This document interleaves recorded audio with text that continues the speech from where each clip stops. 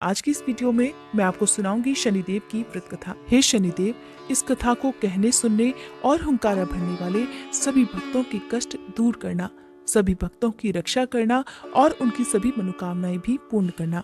आइए सुनते हैं शनिवार व्रत कथा। पौराणिक कथा के अनुसार एक बार स्वर्गलोक में सबसे बड़ा कौन, इस प्रश्न पर सभी 9 ग्रहों में वाद विवाद हो गया। सभी ग्रह एक दूसरे से कहने लगे कि मैं सबसे बड़ा, और इस पर विवाद इतना बढ़ गया कि परस्पर भयंकर युद्ध की स्थिति जैसी बन गई। कोई हल ना निकलता देखकर सभी 9 ग्रहों के देवता देवराज इंद्र के पास जा पहुंचे और कहने लगे, हे देवराज, अब तो आपको ही निर्णय करना होगा कि हम में से सबसे बड़ा कौन है। देवताओं का प्रश्न सुनकर देवराज इंद्र भी उलझन में पड़ गए। तब देवराज इंद्र कहने लगे, हे नवग्रहों, आपके प्रश्न ने तो मुझे भी उलझन में डाल दिया है। मैं इस प्रश्न का उत्तर देने में असमर्थ हूँ। हम सभी पृथ्वी लोक में उज्जैनी नगरी में राजा विक्रमादित्य के पास चलते हैं। इस प्रकार देवराज सहित सभी 9 ग्रहों के देवता उज्जैनी नगरी में जा पहुंचे। महल में पहुंचकर जब देवताओं ने उनसे अपना प्रश्न पूछा, तब राजा विक्रमादित्य भी कुछ देर के लिए परेशान हो उठे, क्योंकि सभी देवतागण अपनी अपनी शक्तियों के कारण महान थे। सभी नवग्रहों में से किसी भी एक को छोटा या बड़ा कह देने से उनके क्रोध का शिकार होना पड़ सकता था। अचानक राजा विक्रमादित्य को एक उपाय सूझा, क्योंकि राजा विक्रमादित्य को न्याय के लिए जाना जाता था। इसलिए उन्होंने न्याय करने के लिए विभिन्न धातुओं अर्थात स्वर्ण, रजत, कांसा, ताम्र, शीशा, रांगा, जस्ता, अभ्रक और लोहे के 9 आसन बनवाए। धातुओं के गुणों के अनुसार सभी आसनों को एक दूसरे के पीछे रखवाकर उन्होंने सभी देवतागणों को अपने अपने सिंहासन पर बैठने के लिए कहा। देवताओं के बैठने के बाद राजा विक्रमादित्य ने कहा, आपका निर्णय तो स्वयं हो गया। जो सबसे पहले सिंहासन पर विराजमान है वही सबसे बड़ा है। राजा विक्रमादित्य के निर्णय को सुनकर शनि देवता ने सबसे पीछे आसन पर बैठने के कारण अपने आप को छोटा जानकर क्रोधित होकर कहा, हे राजा विक्रमादित्य, तुमने मुझे सबसे पीछे बैठाकर मेरा अपमान किया है। तुम मेरी शक्तियों से परिचित नहीं हो। मैं तुम्हारा सर्वनाश कर दूंगा। तब शनिदेव ने कहा, सूर्य एक राशि पर 1 महीने, चंद्रमा 2.25 दिन, मंगल 1.5 महीने, बुध और शुक्र 1 महीने, बृहस्पति 13 महीने रहते हैं, लेकिन मैं किसी राशि पर 7.5 वर्ष अर्थात 7.5 जिसे कहते हैं तक रहता हूँ। बड़े बड़े देवताओं को मैंने अपने प्रकोप से पीड़ित किया है। यहाँ तक कि श्री राम को भी 7.5 के कारण ही वन में जाकर रहना पड़ा था। रावण को 7.5 के कारण ही युद्ध में मृत्यु का शिकार बनना पड़ा। हे राजा, अब तू भी मेरे प्रकोप से नहीं बच सकेगा। इसके बाद अन्य ग्रहों के देवता तो बड़ी प्रसन्नता के साथ वहां से चले गए, परंतु शनिदेव बड़े क्रोध के साथ वहां से विदा हुए। राजा विक्रमादित्य पहले की तरह ही न्याय करते रहे। उनके राज्य में सभी स्त्री पुरुष बड़े आनंद से अपना जीवन यापन कर रहे थे। इस प्रकार कुछ दिन ऐसे ही सुकून से बीत गए, लेकिन उधर शनि देवता अभी तक अपने अपमान को नहीं भूल पाए थे। राजा विक्रमादित्य से बदला लेने के लिए एक दिन शनिदेव ने घोड़े के व्यापारी का रूप धारण किया और बहुत से घोड़ों के साथ उज्जैनी नगरी में जा पहुंचे।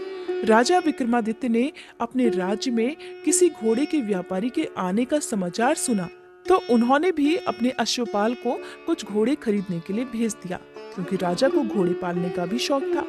अब घोड़े तो बहुत कीमती थे। अश्वपाल ने जब वापस लौटकर इस बारे में राजा विक्रमादित्य को बताया, तो राजा ने स्वयं आकर एक सुंदर और शक्तिशाली घोड़े को पसंद कर लिया। घोड़े की चाल देखने के लिए राजा उस घोड़े पर सवार हुए, तो वो घोड़ा तो बिजली की गति से दौड़ पड़ा। तेजी से दौड़ता हुआ घोड़ा राजा को दूर एक जंगल में ले गया और फिर वहां राजा को गिराकर जंगल में कहीं गायब हो गया।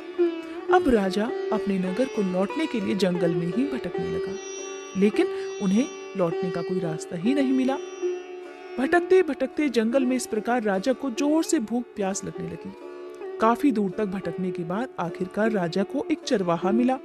राजा ने उससे पानी मांगा। पानी पीकर राजा ने उस चरवाहे को अपनी अंगूठी दे दी। फिर उससे रास्ता पूछकर वो जंगल से निकलकर पास के ही एक नगर में जा पहुंचा।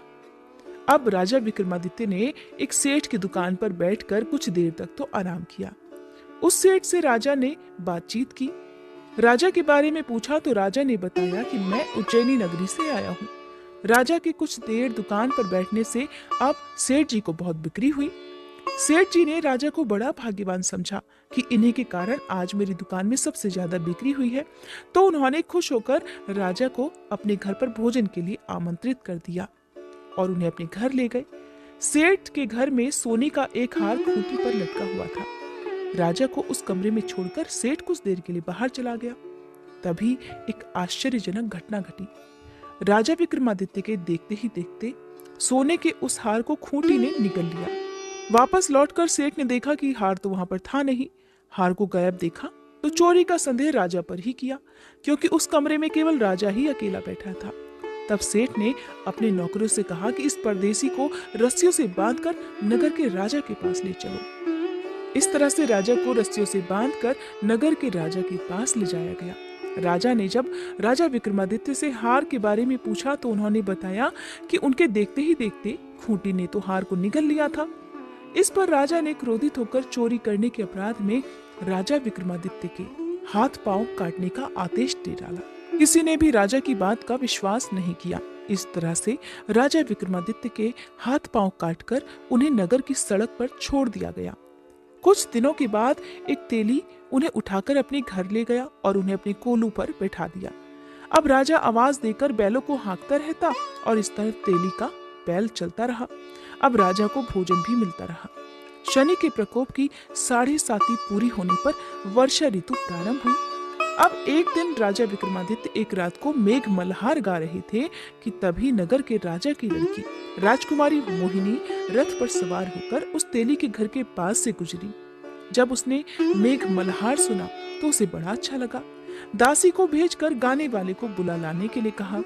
अब दासी ने लौटकर राजकुमारी को अपंग राजा के बारे में सब कुछ बता दिया। राजकुमारी उसके मेघ मल्हार से बहुत मोहित हुई, अतः उसने सब कुछ जानकर भी अपंग राजा से विवाह करने का निश्चय कर लिया। राजकुमारी ने अपने माता पिता से जब यह बात कही कि वो एक अपंग से विवाह करना चाहती है तो वे हैरान रह गए। रानी ने मोहिनी को समझाया, बेटी तेरे भाग्य में तो किसी राजा की रानी होना लिखा है, फिर तो उस अपंग से विवाह करके अपने पांव पर कुल्हाड़ी क्यों मार रही है। लेकिन राजकुमारी ने अपनी जिद नहीं छोड़ी। अपनी जिद पूरी कराने के लिए उसने भोजन करना छोड़ दिया और अपने प्राण त्याग देने का निश्चय कर लिया। आखिरकार राजा और रानी को विवश होकर अपंग विक्रमादित्य से अपनी राजकुमारी का विवाह करना ही पड़ा। विवाह के बाद राजा विक्रमादित्य और राजकुमारी उसी तेली के घर में रहने लगे। उसी रात स्वप्न में शनिदेव ने राजा से कहा, हे राजा, तुमने मेरा प्रकोप देख लिया, मैंने तुम्हें अपने अपमान का दंड दिया है।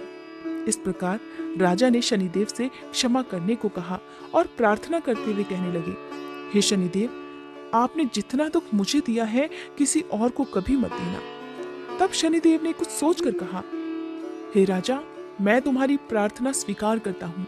जो कोई स्त्री पुरुष मेरी पूजा करेगा, शनिवार को व्रत करके मेरी व्रत कथा सुनेगा, उस पर मेरा आशीर्वाद सदा बना रहेगा।